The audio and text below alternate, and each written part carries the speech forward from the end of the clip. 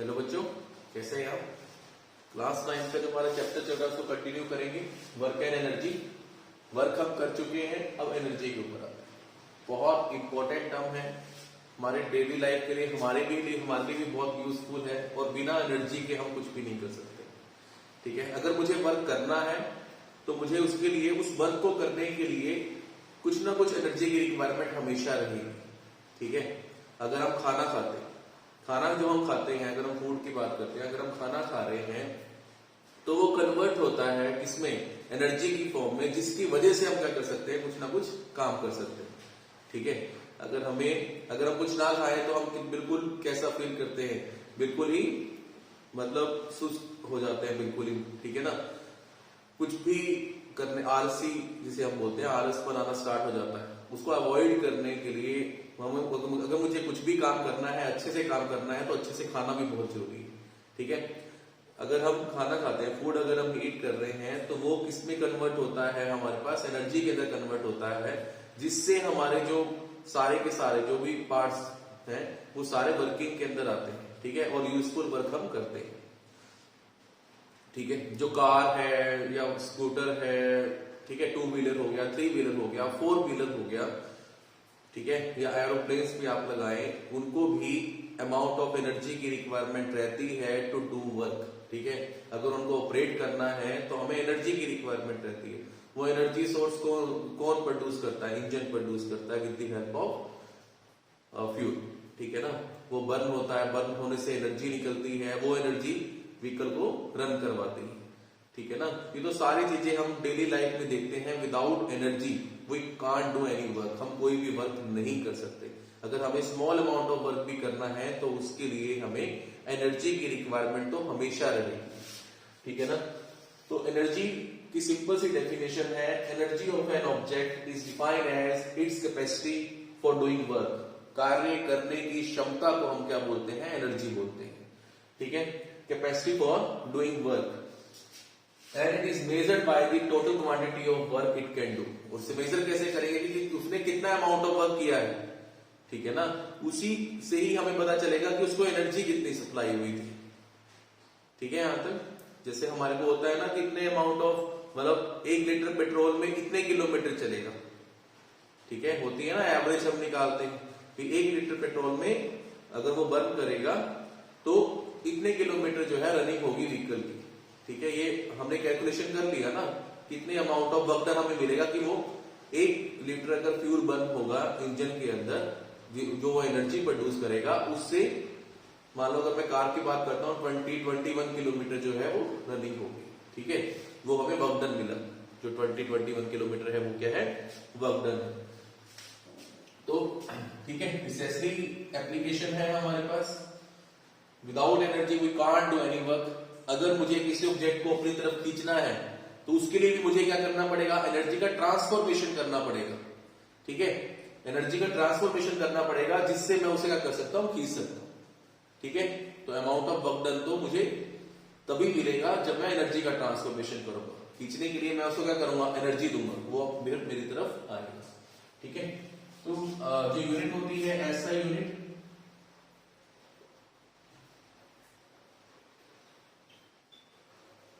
ऐसा unit of energy वो same होती है जो वर्क डन की होती है, क्योंकि मेनली हमने तो वर्क, ये सारी एनर्जी कन्वर्ट किस में हो रही है? वर्क के अंदर ही कन्वर्ट हो रही है। Is same as that of work. ठीक है, तो इसके लिए जो हमारे पास यूनिट होती है वो क्या हो जाती है? Joule. It is noted by J. ठीक है, आ रही है बात समझ में? इतना नोट डाउन करो। फिर हम नेक्स्ट करेंगे टाइप्स ऑफ एनर्जी। हमने करना है 2 टाइप की एनर्जी हमने स्टडी करनी है। जनरली मैकेनिकल एनर्जी भी कहा जाता है उन्हें। काइनेटिक एनर्जी और पोटेंशियल एनर्जी हमने स्टडी करनी है। फर्स्ट हम स्टार्ट करेंगे काइनेटिक एनर्जी से।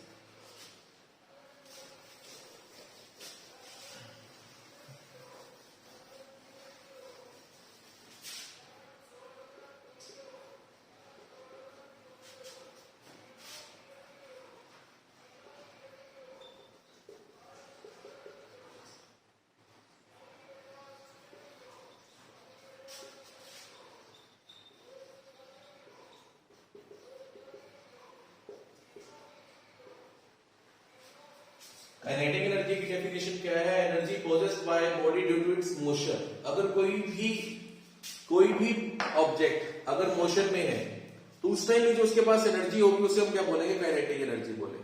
ठीक है ना? अगर हम रनिंग कर रहे हैं तो उस टाइम पे जो हमारे पास एनर्जी है उसे हम क्या बोलेंगे? Kinetic energy. ठीक है? काइनेटिक एनर्जी का इंपैक्ट क्या होता है, इसका हम एग्जांपल कहां सेट कर सकते हैं? जैसे ए रोलिंग बॉल, एक बॉल रोल कर रही है, वो क्या कर सकती है? वो मोशन में है, उसके पास क्या काइनेटिक एनर्जी है। काइनेटिक एनर्जी का यूज करके वो क्या कर सकती है? जो साथ में एक बॉल रेस्ट कंडीशन में है उसको भी मोशन में ला सकती है। ठीक है ना?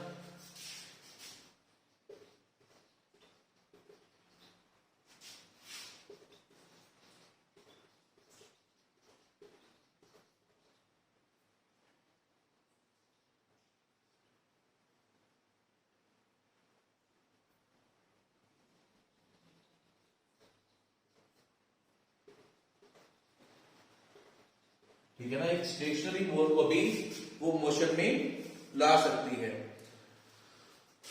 ठीक है? एक एग्जांपल कर लेते हैं। ठीक है ना? एक रोलिंग बॉल, वो तो रोल करके आ रही है, एक साथ में एक स्टेशनरी बॉल पड़ी हुई है, उसको भी जैसे उसके साथ स्ट्राइक करेगी वो मोशन में आ जाएगी। सेकंड क्या हो सकता है? क्योंकि उसने क्या किया इस दौरान, उसने क्या किया, अगर एक बॉल रोल कर रही है, एक बॉल जो है वो स्टेशनरी है, मान लो उसकी वेलोसिटी 0, ये भी वेलोसिटी से मूव कर रही है, हम बोले इसकी वेलोसिटी जो है वो 0। जैसे वो इसके साथ स्ट्राइक करेगी ये एनर्जी ट्रांसफर कर देगी इसके पास। ठीक है? ये ऐसे ही मूव करना स्टार्ट नहीं कर देती। होगा क्या, जैसे ही इनका पॉइंट ऑफ इंपैक्ट होगा, ये इसके पास काइनेटिक एनर्जी है क्योंकि ये मोशन में है, इसके पास कोई एनर्जी नहीं है क्योंकि रेस्ट कंडीशन में है उस टाइम पर। ठीक है? ये क्या करेगा? सम अमाउंट ऑफ एनर्जी जो है वो ट्रांसफर कर देगा इसको, दूसरी जिसके साथ वो कोलाइड करेगा, क्योंकि एनर्जी हमेशा ट्रांसफर होती है। कंजर्वेशन ऑफ एनर्जी है हमारे पास, law of conservation of energy. Energy can neither be created nor be destroyed, it can convert from one form to other form.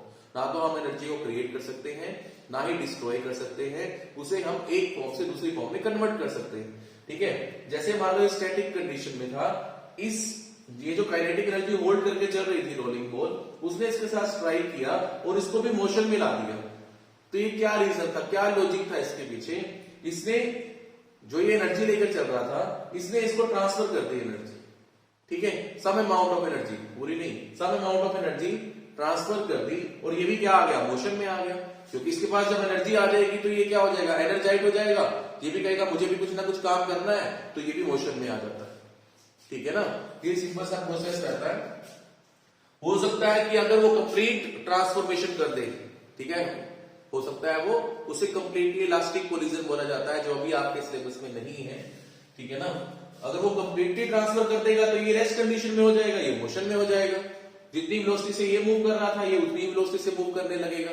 Simple सा लॉजिक है एनर्जी ट्रांसफॉर्मेशन करना। अगर मान लो ये 100 एनर्जी के साथ चल रहा है, इसके पास एनर्जी थी 0। ठीक है? जब वो इसको ट्रांसफर करेगा आफ्टर ट्रांसफॉर्मेशन, इसके पास एनर्जी रहेगी 50 और इसके पास भी अब कितनी एनर्जी हो जाएगी? 50। ठीक है? ये ट्रांसफॉर्मेशन हुआ और ये भी उतनी, ये दोनों फिर सेम स्पीड से मूव करना स्टार्ट कर देंगे। और अगर इसने मान लो पूरे 100 की 100 ही ट्रांसफर कर दिया, इसके पास एनर्जी कितनी रहेगी? 0, और इसके पास एनर्जी कितनी होगी? 100। ठीक है? अब इसके पास 100 एनर्जी होगी, इसके पास 0। अब ये b वेलोसिटी से मूव करेगा और ये वेलोसिटी क्या हो जाएगी? इसकी 0 हो जाएगी, वेलोसिटी एक्सचेंज हो गई। ठीक है? सिंपल सा फिनोमिना है। अगर हमें किसी ऑब्जेक्ट को मोशन में लाना है, कौन लेकर आ रहा है? रोलिंग बॉल लेकर आ रहा है एक स्टेशनरी बॉल को, तो उसके साथ उसने कोलाइड किया, एनर्जी का ट्रांसफॉर्मेशन हुआ और दूसरी बॉल भी जो है वो रन करना स्टार्ट कर गई। सेकेंड एग्जांपल हम क्या ले सकते हैं? जो अगर हमारे पास क्या है, अगर देखो एक फास्ट विंड है, ये फास्ट विंड क्या करेगी? ठीक है? बहुत तेज हवा चल रही है, वो टरबाइन को रन कर सकती है, टरबाइन के ब्लेड्स को जो हमने लगा रखे होते हैं। ठीक है ना? जो फास्ट विंड है वो क्या कर सकती है? या तो हम एक टरबाइन होता है हमारे पास, उसको रन करवा सकती है। ठीक है? जैसे यहां पर हमने क्या किया, ये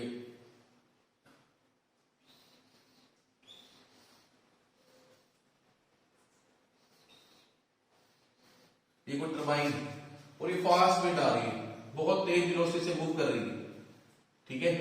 तो ये क्या करेगी, इनको मूव करवाना स्टार्ट कर देगी। ये भी तो एनर्जी ट्रांसफॉर्मेशन हुआ, ठीक है ना। अब क्या होगा, ये ब्लेड्स जो है वो रोटेट करना स्टार्ट कर देंगे, जिससे टरबाइन रन करना स्टार्ट कर देगी हमारे पास। यहां fast wind will rotate the blades of turbine, जिसको विंड टरबाइन भी बोला जाता है, ठीक है। जहां पर बहुत ज्यादा फास्ट वेलोसिटी या फास्ट स्पीड से विंड चलती है, वहां पर विंड टरबाइंस लगाई जाती हैं टू प्रोड्यूस इलेक्ट्रिसिटी। उसका यूज करके हम इलेक्ट्रिसिटी प्रोड्यूस करते हैं, ठीक है। मतलब ये टरबाइन रोटेट करेगी, उसके बाद जो प्रोसीजर रहता है वो हमारे पास जनरेटर को रन करने के लिए यूज होती है, वो इलेक्ट्रिसिटी बनाता है, ठीक है। और फास्ट विंड क्या कर सकती है, जो बोट होती है सी में उसको भी मूव करवा लेती है। जैसे बोट अगर स्टैटिक कंडीशन में, अगर हवा बहुत ज्यादा तेज चल रही है तो वो भी उसी की डायरेक्शन में क्या है, मोशन में आ जाता है, ठीक है ना। और आप इसमें एग्जांपल क्या कह सकते हो, और आप बहुत सारे एग्जांपल हैं। अगर आप नीचे सपोज करो कि हमारे पास ग्लास है और ऊपर से मैं क्या घेर रहा हूं, कोई ना कोई सपोज करो स्टोन घेर रहा हूं, ठीक है। अब स्टोन जब मोशन, अब नीचे आ रहा है तो वो मोशन में आ रहा है, तो वो क्या करेगा, उस ग्लास को ब्रेक कर देगा, ठीक है। ये भी तो ट्रांसफॉर्मेशन हुआ, ठीक है। उसने क्या किया, उसने अमाउंट ऑफ वर्क कर दिया ना, उसने तो क्या किया, ग्लास को ब्रेक कर दिया, ठीक है। A falling stone can break glass.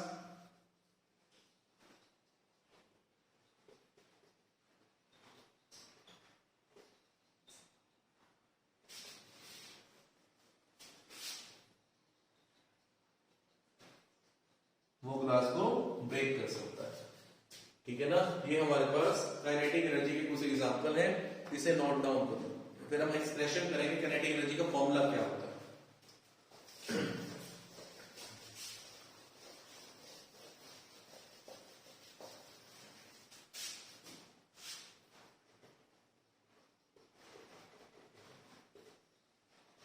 Expression for kinetic energy,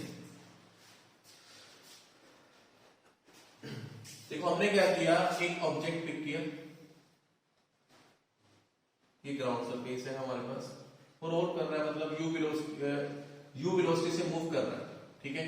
एक ऑब्जेक्ट है, उसका मास क्या है, m है, मास m है, और वो यू वेलोसिटी से मूव कर रहा है, ठीक है। मास m और वो यू वेलोसिटी से मूव कर रहा है। हमने क्या किया, उसके ऊपर एक फोर्स लगाया। अगर मैं फोर्स ना लगाता तो वो यू वेलोसिटी से मूव करता, ठीक है।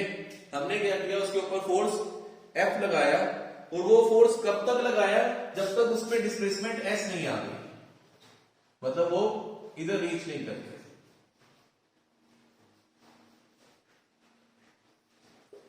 ठीक है। मैं उस पर फोर्स लगाता गया और हम कहां पहुंच गए, मास तो m ही है।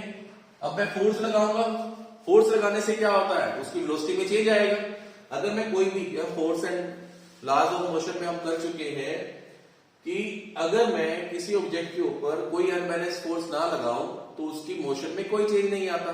अगर वो यू वेलोसिटी से मूव कर रहा था तो वो यू वेलोसिटी से ही मूव करता, लेकिन अगर मैं उसके ऊपर फोर्स लगाऊंगा तो क्या होगा, उसकी वेलोसिटी में चेंज आएगा, क्योंकि उसे एक्सेलरेशन मिलेगी। फोर्स के आने से क्या होता है, वो एक्सेलरेट करना स्टार्ट कर देता है, m इंटू में हमने किया था सेकंड लॉ में, तो उसकी वेलोसिटी क्या होगी, सपोज करो v होगी, ठीक है। s उसने डिस्प्लेसमेंट कॉज की ड्यू टू दिस फोर्स। तो हमें क्या करना है, देखो m क्या है हमारे पास, मास ऑफ एन ऑब्जेक्ट, ठीक है। u क्या है,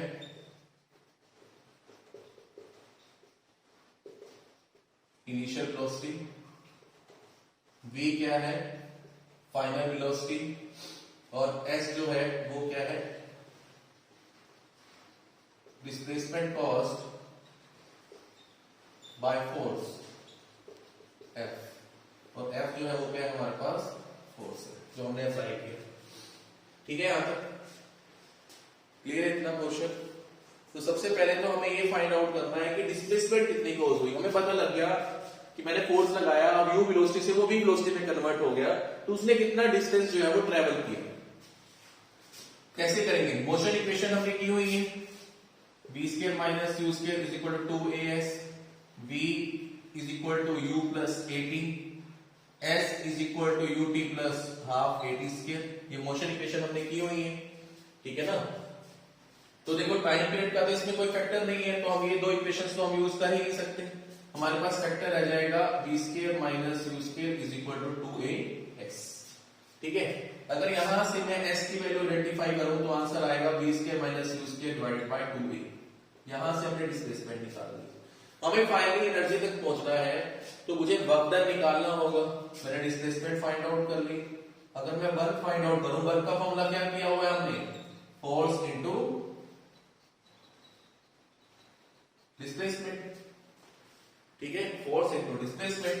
फोर्स का देखो, फोर्स का फॉर्मूला हमने according to second law, Newton second law हमने किया हुआ है, फोर्स किससे इक्वल होता है, mass into acceleration into displacement, तो चल ही रहा है, ठीक है। मास m हो गया, एक्सेलरेशन a हो गई, डिस्प्लेसमेंट s हो गई। अब देखो डिस्प्लेसमेंट का फॉर्मूला, मैंने डिस्प्लेसमेंट की वैल्यू कैलकुलेट कर रखी है, वो मैंने पुट कर दी, v स्क्वायर माइनस में u square divided by 2a, a से a कैंसिल आउट हो जाएगा, ठीक है। तो हमारे पास फैक्टर आ जाएगा m इनटू में v square minus u square divided by 2, ठीक है। इतना नोट डाउन करो, फिर रीअरेंज करेंगे। कुछ नहीं किया, वर्क का फॉर्मूला हमने सिंपल लगाया, फोर्स इनटू डिस्प्लेसमेंट, फोर्स किससे इक्वल होता है, मास इनटू एक्सेलरेशन, डिस्प्लेसमेंट चल ही रहा है, ठीक है। डिस्प्लेसमेंट की वैल्यू हमने निकाली हुई है, वो हमने पुट कर दी, तो a से a कैंसिल आउट हो गया, ये फॉर्मेशन आ गया हमारे पास, ठीक है, यहां तक। अब देखो यहां पर वर्क किससे इक्वल हो गया हमारे पास, इसको मैं ऐसे लिख सकता हूं, half m v square minus half m u square, इस फॉर्म में लिख सकते हैं, ठीक है ना, half m v square minus half m u square, ठीक है। ये फॉर्मेशन हमारे पास आ जाएगी। यहां तक हमने वर्क डन फाइंड आउट कर लिया। अब अगर मैं ये बोलूं कि इनिशियली से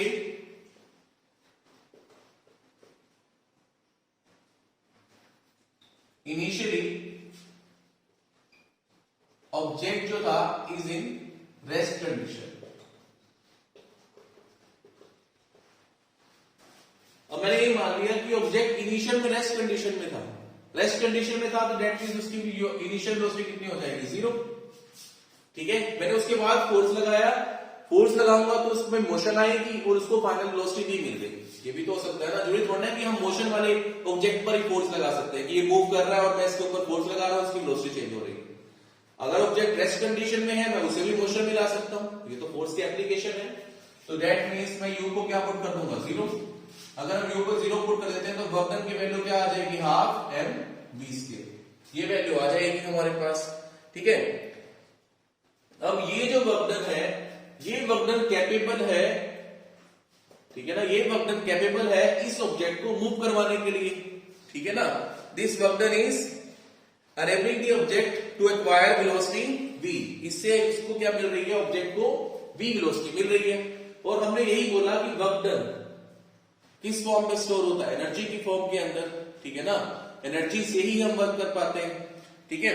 तो हम कह सकते हैं कि work stored up in a moving object is called kinetic energy of object. यहां से जो हमें वर्क मिला, वर्क स्टोर्ड अप, ठीक है, work stored up in a moving object, work stored up in a moving object is called